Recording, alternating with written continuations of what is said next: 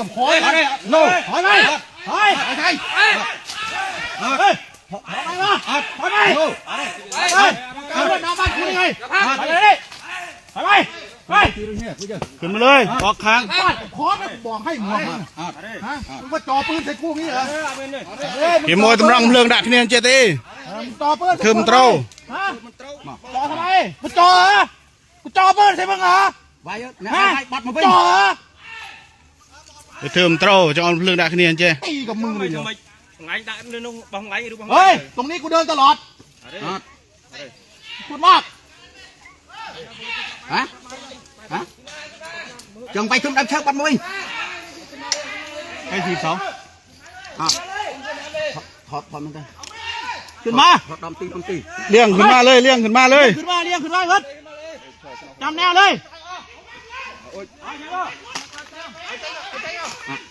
ถอยไปถอยไปถอยไปถอยตีมือเงาเจ้ยเอาไงวะวังเหรอ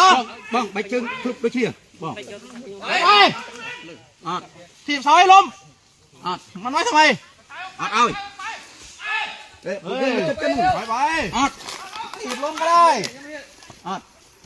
ขึ้นมารีทำดันเชิญน้องปัดมาวิ่งเมาตีนตั้มจะมาติดอยู่มาเราทำนาเราทำนั่งเลย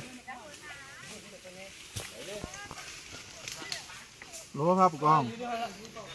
โวยมันบริยอมลือนะครับใส่ว่าจ้าว่ามีประโยชน์นะครับโอ้ยมันกลางสุดคุดแล้วครับเทียมเลยตรงอ้อมเอามีสเตรทต่อนี่เลยคุดแรกครับกลางแล้วมันตีตะปูใส่แล้วมันเดี่ยวก็มาขึ้นผมก็ต้องเอาขอนตีตัวมันออกมีตีมือมันจังหน่อยเอาเลยกดมันเดินเชี่ยวบอกมันขึ้นยังไงนะครับขึ้นน้ำเลยปะนี่อาวุธมืดปืนกลมันกระบอกนึงมัน6-7 คนหนึ่งเดี๋ยวตั้งดักพี่เลยนึงจวนดิเลยนะมันจะมาใส่มาเจนอะไรจะตีมือได้ดิตีมือนะไปวัดยืดเคลื่อนเหมือนป่าใหญ่ดิใหญ่ซอยเข้าก็ไม่เอาดะเรานี่เด้อตลอดเบอร์มันเอาดักตอนมันเรือวิ่งมันเรือมันดักมันเรืออย่างนั้นก็มันโอ้ยจอมีจอใหญ่กลมหน่อยฮะมีตัวใหญ่ขึ้นกลมตอนนี้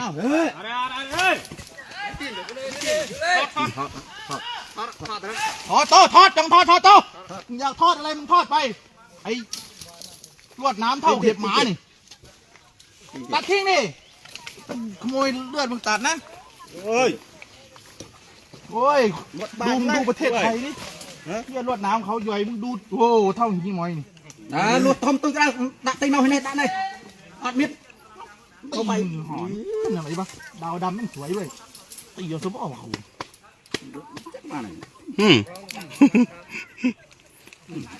ใช่ครับต้องคอยจังเลยต้องคอยนี่